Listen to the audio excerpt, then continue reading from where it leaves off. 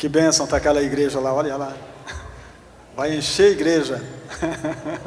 Glória a Deus. É isso, ensinar as crianças. É o que nós temos de mais valor nesse momento, é ensinar as nossas crianças. Porque essa geração precisa conhecer Jesus. Amém? Precisa saber quem é Ele. E só através do nosso exemplo, da nossa vida com Deus é que a gente vai conseguir fazer isso. Amados, quero ler a palavra de Deus com vocês. No capítulo 15 de 1 Coríntios, do versículo 51 ao versículo 58, nós vamos ter uma palavra que Deus nos instrua através de tudo que Ele é, de tudo que Ele faz, ou que Ele fez. Capítulo 15 de 1 Coríntios, diz assim, a partir do versículo 51. Eis aqui vos digo um mistério. Na verdade, nem todos dormiremos, mas todos seremos transformados. No momento, num abrir e fechar de olhos, ante a última trombeta, porque a trombeta soará e os mortos ressuscitarão incorruptíveis, e nós seremos transformados. Porque convém que isto que é corruptível se revista da incorruptibilidade, e o que isto que é mortal se revista da imortalidade. E quando isto que é corruptível se revestir da incorruptibilidade, e isto que é mortal se revestir da imortalidade, então cumprir-se-á a palavra que está escrita: tragada foi a morte na vitória. Onde está, ó morte, o teu aguilhão? Onde está, ó inferno, a tua vitória? Ora, o aguilhão da morte é o pecado, e a força do pecado é a lei. Mas graças a Deus que nos dá vitória por nosso Senhor Jesus Cristo. Não tem o 58? Ah, tem. 58. Portanto, meus amados irmãos, sede firmes e constantes, sempre abundantes na obra do Senhor, sabendo que o vosso trabalho não é vão no Senhor. Inclina a sua cabeça em uma oração sobre esta palavra, que o entendimento venha e que Deus responde às necessidades da nossa alma em Cristo. Pai, em nome de Jesus, nós te damos graça pela oportunidade que recebemos de poder ouvir novamente, de poder participar, de poder nos alimentar de algo que é totalmente espiritual, que é a Tua Palavra.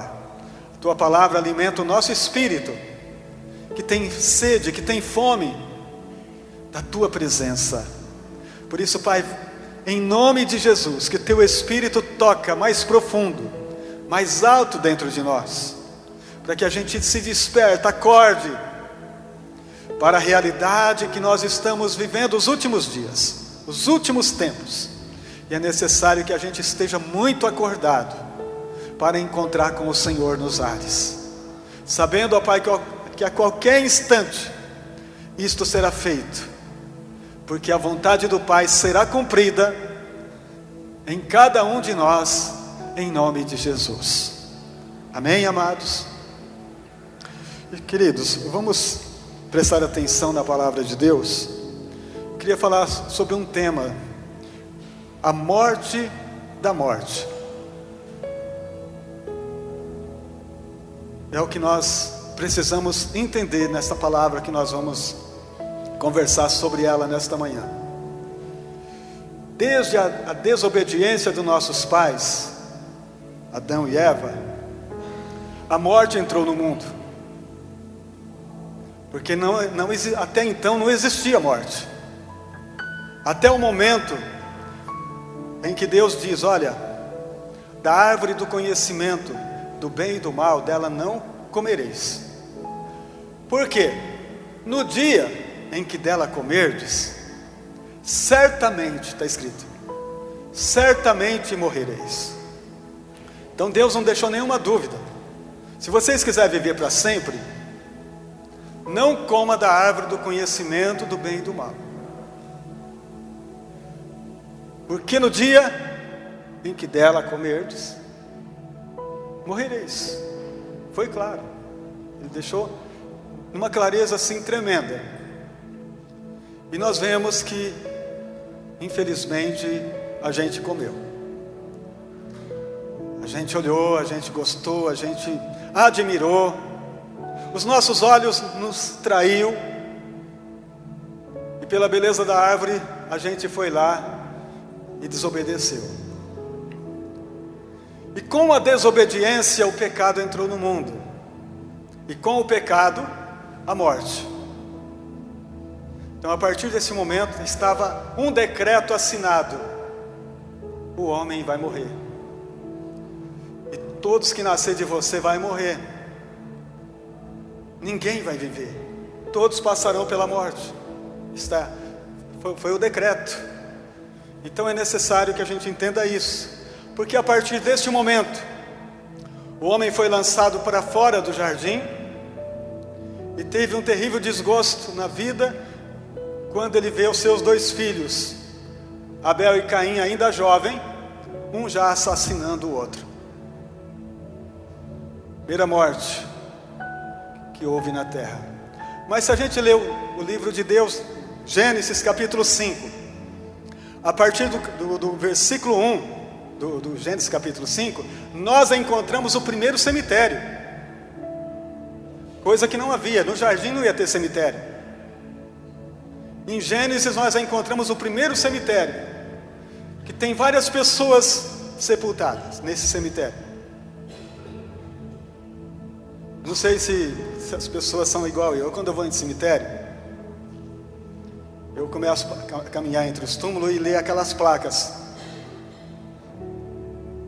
data de nascimento e data de falecimento. Não sei se é só eu, mas eu faço isso. Vou andando assim e fico admirado e tentando imaginar quem será que foi essa pessoa. Então, quanto mais antigo assim que eu vejo lá aquela lápide escrita lá as informações, eu fico ali pensando: quem será ele? Como é que ele viveu? Será que ele aceitou Jesus? Eu penso tudo isso. Eu passo ali e fico lendo e pensando essas coisas. E nesse cemitério do capítulo 5 de Gênesis também está escrito isso: e viveu Adão 930 anos e morreu. Está escrito lá no túmulo dele. E deixou filhos e filhas e netos. Está lá escrito. E morreu Sete com 912 anos. E deixou filhos e filhas. E tal. E tem a historinha deles ali.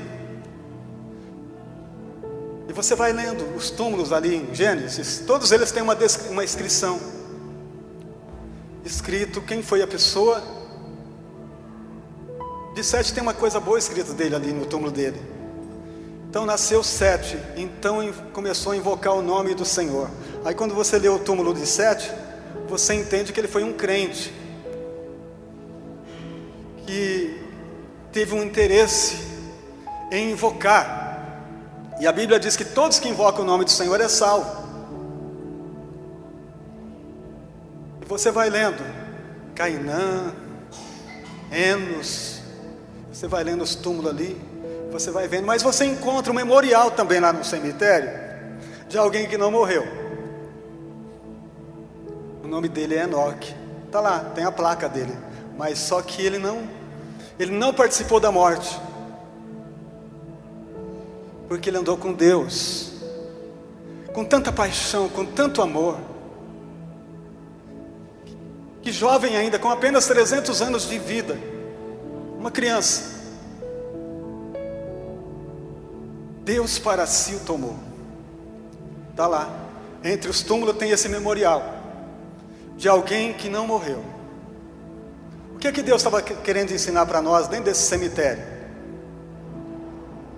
Que mesmo no meio da morte, Ele é vida. Que mesmo na morte, Ele tem a graça. E através da sua graça, Ele salva, Ele leva para si. Embora o pecado causou a morte do ser humano, Cristo, o Filho, passou por ela, provou a morte, para que a vida pudesse fluir. E através de Cristo nós tivéssemos o conhecimento e o entendimento que o cemitério não é o fim, que o sepulcro não é o fim, que todos aqueles que caminhar com Deus nesta vida, que andar com Deus nesta terra, ele vai usufruir de uma eternidade linda e maravilhosa. Mas para isso, meus queridos, é preciso que a gente tome uma decisão. Foi a decisão que Enoque tomou. Quando nasceu seu filho, que foi o homem que mais viveu na terra, quando nasceu Matusalém, que viveu 969 anos. Ele tinha 65 anos de idade quando isso aconteceu. Ele tomou a decisão de andar com Deus. Talvez ele tinha conhecimento de Deus, mas ainda não tinha decidido. Mas com 65 anos ele decide: vou andar com Deus. Enoque andando com Deus, com certeza ele levava o filho pela mão nessa caminhada com Deus. O Matusalémzinho caminhando com Enoque e falando com Deus, e Deus falando com Enoque, e o Matusalém ouvindo. Por que eu sei que o Matusalém ouvia Deus falar com o pai dele? Porque a palavra de Deus diz que o primeiro mandamento com promessa é honrar o pai e a mãe, para que teus dias sejam prolongados. Se esse homem viveu 969 anos, imagina o tanto que ele honrou o pai. Imagina o tanto que ele honrou a sua mãe, para ter uma vida tão longa. Então, meus queridos, é um ensino. Se nós ensinarmos os nossos filhos o que é bom, quem é Deus, os nossos filhos precisam ouvir a gente falando com Ele. Porque eles não... Pai, você está falando com quem? Mãe, você está falando com quem? Estou falando com Jesus, meu filho.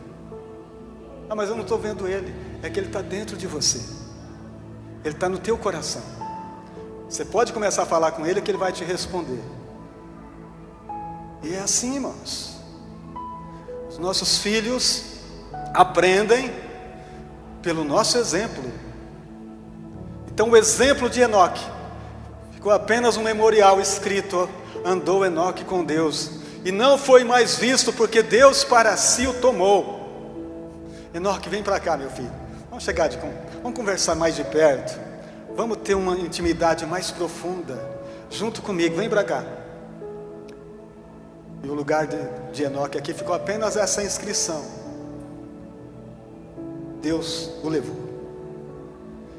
Esta é a mensagem, meus queridos, que nós precisamos aprender, pôr em prática e viver. Em que a morte foi vencida na cruz, através de Cristo. Mas para que isso aconteça em nossas vidas, nós precisamos crer e viver em tudo que Deus nos ensina. Vamos ler a palavra de Deus. Romanos 5, do 12 ao 21.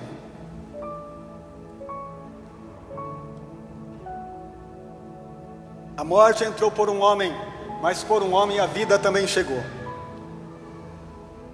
Diz a palavra: portanto, como por um homem entrou o pecado no mundo, e pelo pecado a morte, assim também a morte passou a todos os homens. Por isso que todos pecaram. Porque até a lei estava o pecado no mundo, mas o pecado não é imputado não havendo lei. No entanto, a morte reinou desde Adão até Moisés, até sobre aqueles que não tinham pecado, à semelhança da transgressão de Adão, o qual é a figura daquele que havia de vir. Mas não é assim o dom gratuito como a ofensa, Porque se pela ofensa de um morreram muitos, muito mais a graça de Deus e o dom pela graça, que é de que um só homem, Jesus Cristo, abundou sobre muitos. E não foi assim o dom como a ofensa por um só que pecou, porque o juízo veio de uma só ofensa, na verdade para condenação, mas o dom gratuito veio de muitas ofensas para justificação. Acho que é só... Porque se pela ofensa de um só homem a morte reinou, por esse, muito mais os que recebem a abundância da graça e o dom gratuito da justiça reinarão em vida por um só, Jesus Cristo. Irmãos, você viu a explicação? Como que está claro?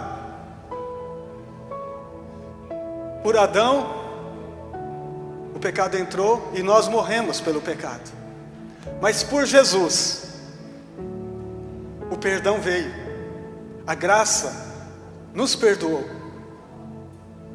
Nós não tínhamos condições nenhuma de nos achegar a Deus, mas este homem, Cristo, provou a morte, morreu a nossa morte, nos perdoou, para que nós tivéssemos acesso à vida, coisa que nós não tínhamos antes.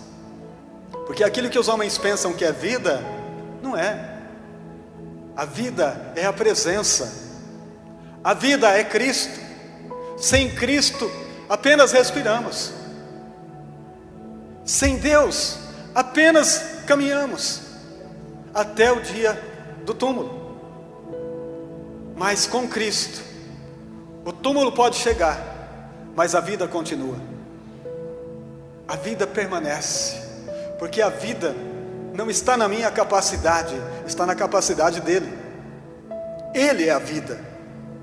Então se eu vivo por ele, eu não tenho que temer a morte.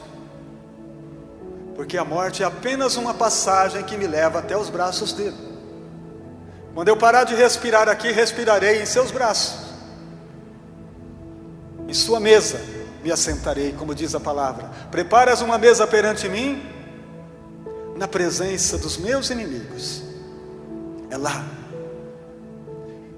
que nós vamos nos assentar. Vamos ver também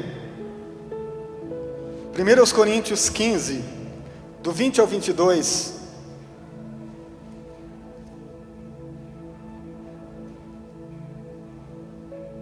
Coríntios 15, do 20 ao 22. Mas de fato, presta atenção, você vê como que a palavra exatamente diz sobre esse sentido, ó. Mas de fato, Cristo ressuscitou dentre os mortos, e foi feito a primícia dos que dormem. Porque assim, como a morte veio por um homem, também a ressurreição dos mortos veio por um homem. Porque assim como todos morreram em Adão, assim também todos serão vivificados em Cristo. Falando sobre a ressurreição, Cristo morreu, 3 dias permaneceu no túmulo, e no 3º dia ele ressuscitou. E Paulo está dizendo assim, ó, ele foi o primeiro a ressuscitar para sempre.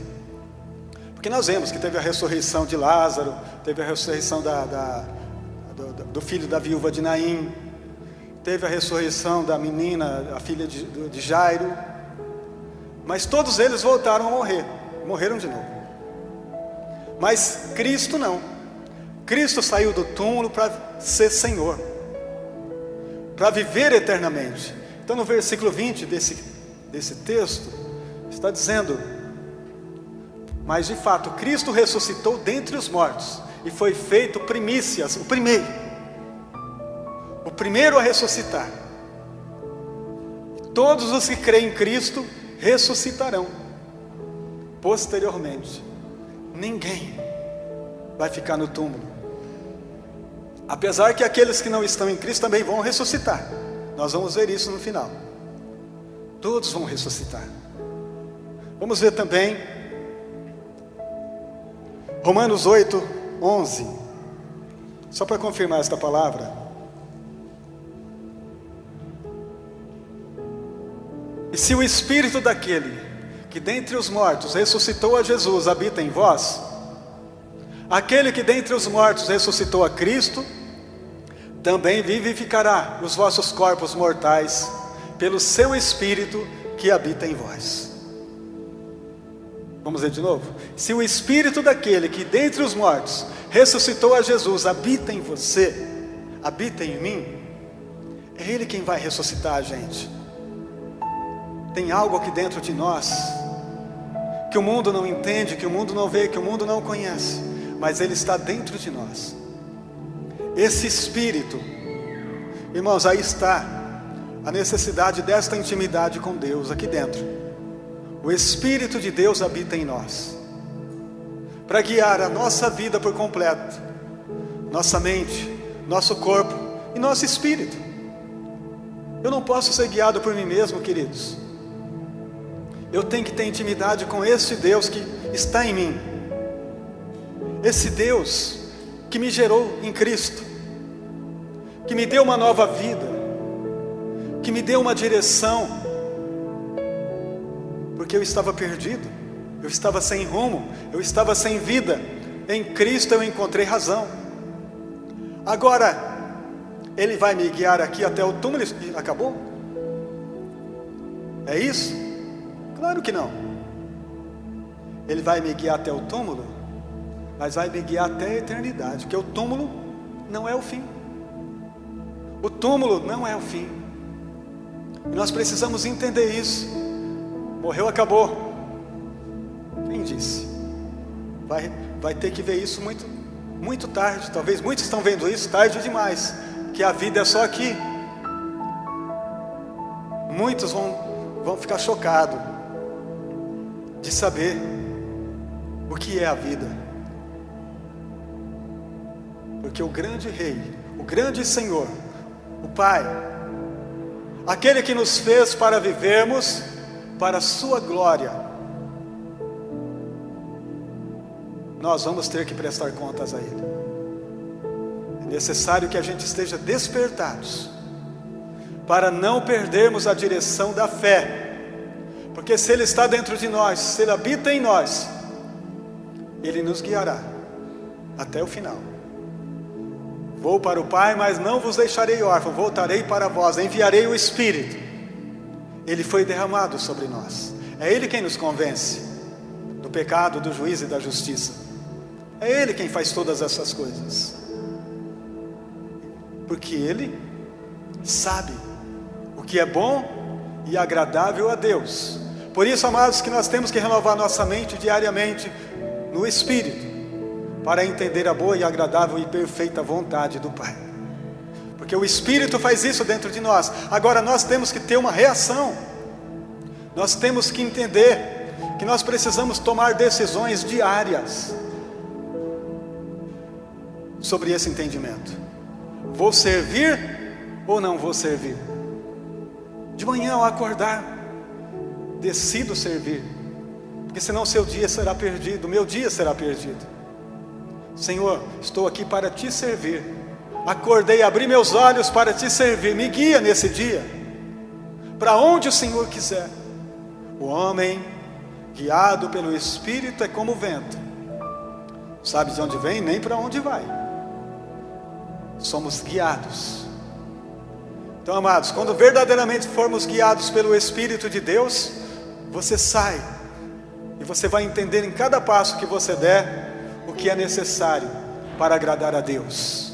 O inimigo vai colocar caminhos para desviar os teus passos durante um dia, mas você precisa estar ligado na tua mente, no teu coração, no Espírito que está aqui dentro. Quantas coisas que nós fazemos mesmo não sentindo paz, a gente é teimoso, vai e faz, mesmo não sentindo aquela coisa boa aqui dentro, a gente vai e faz, e quebra a cara, porque quando o Espírito dá a direção, e você caminha na direção, há uma paz, uma alegria, aqui dentro. E todas as vezes que a gente não obedece essa voz do Espírito, não é coração não, irmãos, porque o coração é enganoso, é a voz de Deus, que te guiará em paz. Vai e faz, porque a alegria virá e você terá paz, sabendo que você está fazendo a vontade do Pai com a mente renovada. 1 Pedro 1:3.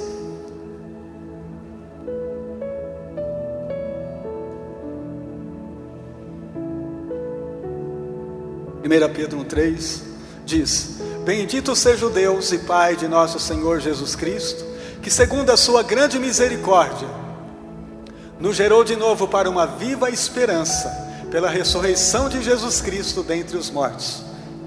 Que lindo, irmãos, pense nisso. Nos gerou de novo. Nasci pela segunda vez.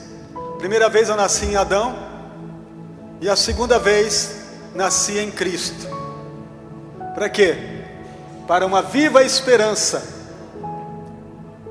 Para uma esperança viva. Qual que é a esperança, irmãos? Se Cristo ressuscitou, eu também vou ressuscitar. Se Cristo morreu e voltou à vida, eu também vou voltar, porque eu estou em Cristo. É isso que Pedro está ensinando, o apóstolo Pedro. Viva esperança.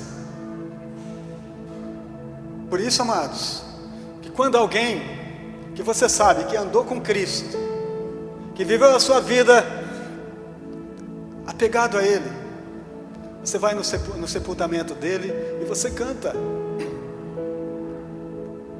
Que na verdade é para cantar. É claro que a gente sente a dor da separação, mas nós cantamos porque sabemos que Ele que Ele cumpriu o propósito aqui na terra, que Ele serviu, que Ele amou a Deus, que Ele amou o Senhor, e que Ele não mudou de direção, foi até o fim. Então a gente vai cantar, meu amigo. Vamos cantar, vamos louvar o Senhor, que sua vida é um exemplo. É claro que a gente não pode falar isso todo mundo que a gente vai no sepulcro. Tem alguns que falam: meu Deus, será? Deixa uma dúvida. Mas como a gente não pode julgar ninguém, a gente fica com fé, achando, vamos, quem sabe nós vamos encontrá-lo lá. Mas nós mesmos temos que pensar nisso. Será que no meu sepulcro, será que no meu sepultamento, alguém vai ficar com dúvida? Será que as pessoas que comparecerem no meu velório vai ter dúvida? Isso é de acordo daquilo que a minha vida é mostrada, daquilo que vocês veem. É claro que Deus é quem julga tudo. Deus é quem vê tudo. Deus não deixou o poder para nós julgarmos. Mas é necessário, irmãos, se o nosso exemplo é bom, se a nossa vida é digna de ser seguida por alguém que está perdido, diz: eu não sei para onde ir, ele está indo aqui, eu vou com ele. Imagina a gente indo para o abismo e alguém seguindo a gente.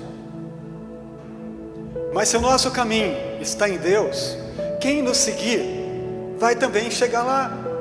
Paulo diz: sejam meus imitadores como eu sou de Cristo. Então a vida de alguém que está na presença de Deus pode ser imitada, pode ser seguida. Não é verdade? Agora, se você está seguindo e de repente você diz: opa, mas isso aí está certo? O que ele está fazendo está certo? Aí deixa o seguidor em dúvida. Então é necessário, amados, que a gente tenha um coração firmado em Cristo, para que as nossas atitudes não deixem dúvida, e a esperança viva, como Pedro disse, ela esteja conosco. Amém, amados? A esperança da ressurreição.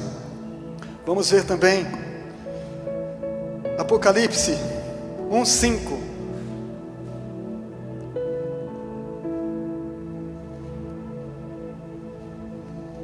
E da parte de Jesus Cristo, que é a fiel testemunha, o primogênito dentre os mortos, e o príncipe dos reis da terra, aquele que nos amou, e em seu sangue nos lavou dos nossos pecados. Esta é a segurança que eu tenho. Porque se meus pecados fossem purificados pelas minhas boas obras, por aquilo que eu faço, eu não teria garantia alguma que eu estaria lá. Mas foi pelo sangue dele. Foi o sangue dele quem me purificou. Foi o sangue dele quem me lavou. Então, amados, não depende de mim para me purificar. Depende dele. A minha fé nele me leva ao entendimento de que a obra dele foi perfeita, que o sacrifício dele foi perfeito. Eu creio no sacrifício que ele fez por mim, e o sacrifício que ele fez por mim pagou o preço de cada detalhe dos meus pecados. O pecado dos nossos pais no jardim levou sobre si. O pecado que eu cometi na minha vida, por não conhecer, por não entender, por não saber, ele também levou. E aquele pecado que a lei dizia que era para a morte, Cristo veio e trouxe vida. E em Cristo Jesus nós recebemos vida. Então a palavra diz: aquele que nos amou. Foi o texto que o Murilo leu aqui inicialmente. E Deus amou o mundo de tal maneira que deu seu Filho para que todo que nele crê não pereça, mas tenha vida eterna. Então o texto deixa claro: e nos amou, e em seu nome nos lavou de todos os nossos pecados. Irmãos, se tem alguém que você precisa agradecer todo dia, e se achegar a Ele com muito amor, com muita fé, com o coração quebrantado, despojando de tudo, é Cristo. Se achegar aos seus pés e dizer: Senhor, misericórdia, eu penso coisas que não devo pensar, falo coisas que não devo falar, perdoa-me, Senhor, porque Tu és santo e eu sou pecador. Ainda peco em muitas áreas, mas o Teu sangue continua me lavando, o Teu sangue continua me purificando, até o último momento da minha vida aqui na terra. Vamos ler também João capítulo 5, acho que eu não posso ver, Daniel 12, 2.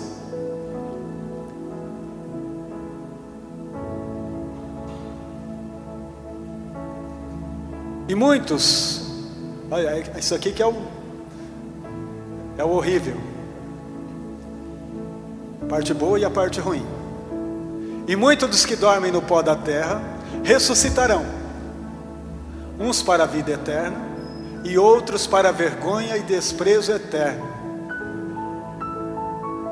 Os que forem sábios, pois, resplandecerão como o fulgor do firmamento, e os que muitos ensinam a justiça como as estrelas, sempre e eternamente. Tu, Daniel, encerra estas palavras e sela este livro até o fim do tempo. Muitos correrão de uma parte para outra, e o conhecimento se multiplicará. Uns ressuscitarão para a bênção, outros para a maldição. Mas o segredo diz nesse versículo: os que muitos ensinam. Irmãos, por isso que é nosso dever ensinar. Ensinar os nossos filhos, como eu já disse. Ensinar os nossos amigos, nossos parentes. Ensinar o quê? A justiça de Cristo. Temos que ensinar, porque os que ensinam vão brilhar como as estrelas. Olha o poder do ensino, irmãos. Olha como Deus valoriza o ensino, como Deus quer que a gente conheça o que Ele é, o que Ele fez. Sabe, nós vivemos um tempo onde as pessoas não têm valorizado o ensino, porque acham que sabem. mas estão totalmente erradas. Nós não podemos parar de aprender. Em todos os dias que nós passarmos aqui na terra, nós temos que aprender. Aprender sobre Deus, quem Ele é, o que Ele fez através de Cristo, como Ele nos perdoou. Porque se a gente não entender, se a gente não aprender, a gente não consegue ensinar. Quem ensina precisa ouvir, quem prega precisa ouvir. Se a gente não passa um tempo em uma sala de aula aprendendo, o que a gente vai ensinar? Então, amados, nós dedicamos muito tempo à vida normal, à vida terrena, e pouco à vida espiritual, muito pouquinho. O que nós dedicamos à vida espiritual é quase um centésimo de 1 milímetro. Tão pouco é, que não faz diferença nem na nossa própria vida, quanto mais na vida do outro. Como é que eu vou ensinar a justiça para o outro, se eu mesmo nem entendo dela, se eu nem sei o que vem dizer isso? Irmãos, está na hora da gente despertar e acordar. Nós não estamos aqui por acaso, temos uma missão a ser cumprida, e a missão é: ensine, faça discípulos de todas as nações. Conte para eles quem eu sou, conte para eles o que eu fiz na tua vida. Faça discípulo. Irmãos, a gente muitas vezes, nem nós mesmos estamos sendo discípulos. A gente não é discípulo, como é que nós vamos fazer discípulo? Se a gente não tem um tempo para falar: Senhor, me ensina, eu vou ouvir a tua palavra, eu vou aprender a tua palavra, me ensina. Sabe a expressão de Jó, no capítulo 42? Depois que ele passou por aquelas aulas todinha, depois que ele sentou na sala de aula para aprender, ele diz assim: olha, eu conheci o Senhor só de ouvir falar, mas agora os meus olhos te vê. Não tenho dúvida, acabou. É isso que faz a diferença, queridos. Quando a gente para ouvir o Senhor, quando a gente para ouvir o Cristo. É dever estudar em casa, sim, mas é dever também sentar numa sala de aula, aprender com mais profundidade a palavra de Deus. Não seja preguiçoso, irmãos. O final está às portas. Se você souber, você vai fazer a diferença nesses dias que nós estamos vivendo. Se você não souber, infelizmente, você poderá ser salvo, sim, por crer em Jesus. Não estou falando sobre isso, mas estou falando que você não vai ajudar a vida das pessoas que Deus coloca na tua vida, das pessoas que Deus faz passar por você todo dia. É preciso saber para fazer. Encerrando, Evangelho de João 5, 28 e 29.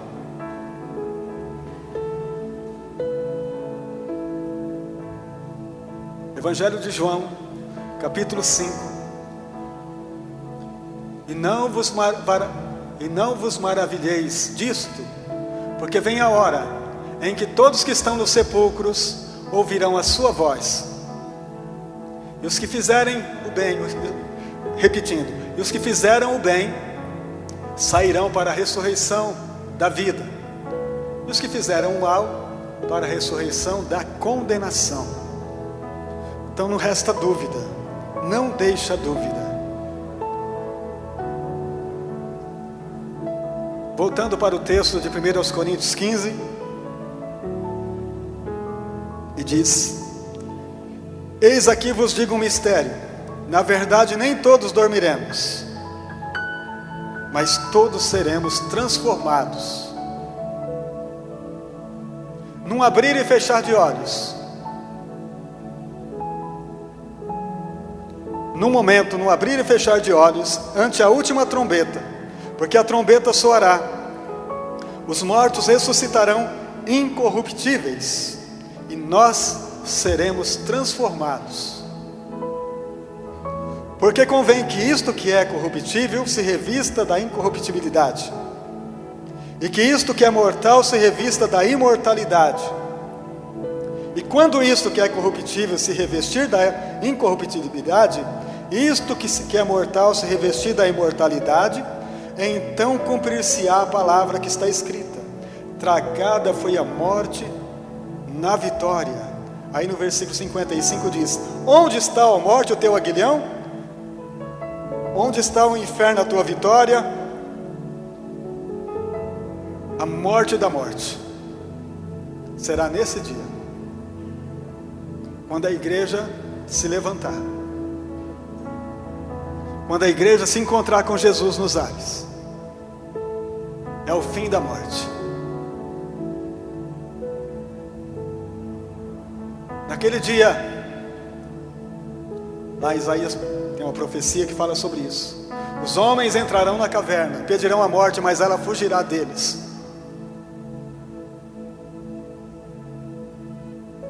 Vão se jogar do edifício de 500 andares, cai no chão, está vivo.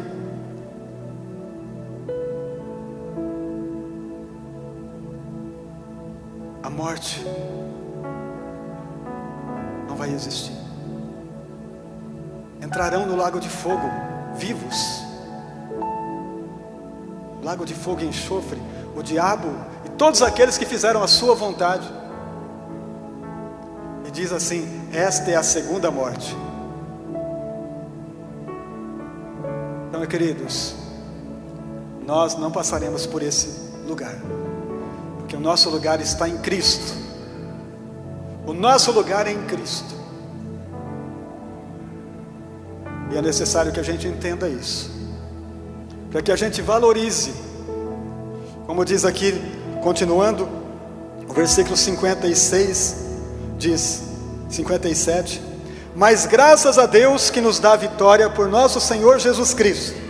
Portanto, meus amados, só o conselho: sede firmes e constantes, sempre abundante na obra do Senhor, sabendo que o vosso trabalho não é vão no Senhor. Trabalhe, faça algo enquanto é tempo, enquanto você pode, enquanto eu posso, irmãos. Vamos fazer algo em benefício ao reino, vamos ajudar, vamos ser cooperadores de Deus. Não fique lá, irmãos, de braços cruzados. Não precisa fazer. Precisa sim, irmãos. Não precisa fazer nada pela tua salvação, Ele fez. Mas o reino de Deus precisa de trabalhadores. O reino de Deus precisa que a gente faça o que Ele diz, aquilo que Ele coloca em nosso coração, aquilo que o Espírito Santo diz para mim: faça isso, meu filho. Eu não posso ficar fazendo de conta que não foi comigo, porque foi.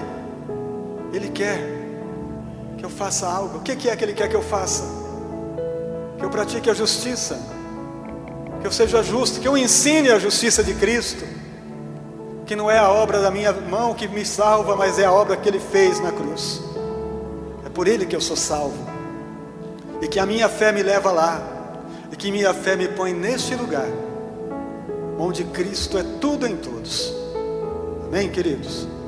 Que esse entendimento possa brilhar o teu coração, levar você para fora de si mesmo, para que a gente entenda que a vontade de Deus é além daquilo que nós estamos pensando que é muito além. É exatamente aquilo que Ele diz em cada coração, em cada vida. E eu tenho certeza que no dia da ressurreição, que no dia de Cristo, nenhum de nós ficaremos aqui. Você crê? Deixa eu falar mais uma vez. Tenho certeza que no dia da ressurreição de Cristo, nenhum de nós ficará aqui. Você crê? Amém. Amém. Glória a Deus, porque aqui não é o nosso lugar, irmãos. Deus não nos chamou para a gente ficar aqui, não. O anticristo que se vira com tudo aí. Deixa para ele. Eu não tenho nada aqui, amados. Não estou preso a nada. Tenho nada. Tenho Cristo. E se eu tenho Cristo, eu tenho tudo. Quando Cristo foi perguntado sobre isso, Ele disse: eu não tenho nem onde reclinar a cabeça aqui na terra. Não tenho nada, filho, porque eu sou dono de tudo. Eu sou o dono de tudo. Mas eu não tenho nada, porque eu não quero nada daqui. Eu quero tudo de lá. Então, se você já ressuscitou com Cristo, busque de lá. Busque as coisas que são de cima, onde Cristo está assentado. Irmão, você entendeu porque a gente não tem nada aqui? Nós não temos nada aqui. Nós temos Cristo. E se é só em Cristo, é só nele que eu busco. Não é a minha sabedoria, não é o meu entendimento humano que me põe nos lugares de vitória. Quem me põe no lugar de vitória é o que eu sei de Cristo, é o que eu entendo de Cristo. Então, amados, conserve o teu coração nesta palavra e comece a praticar. Seja um filho obediente, se manifeste onde você estiver. Não deixe passar batido aquilo que é para você se manifestar.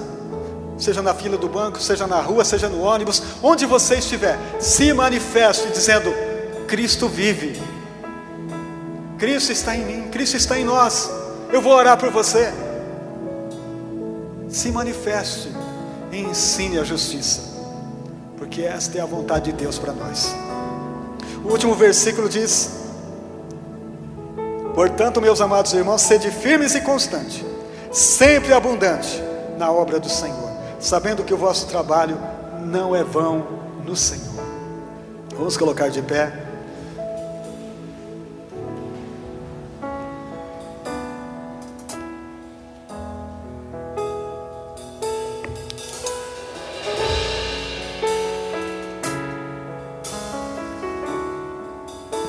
Glória a Deus.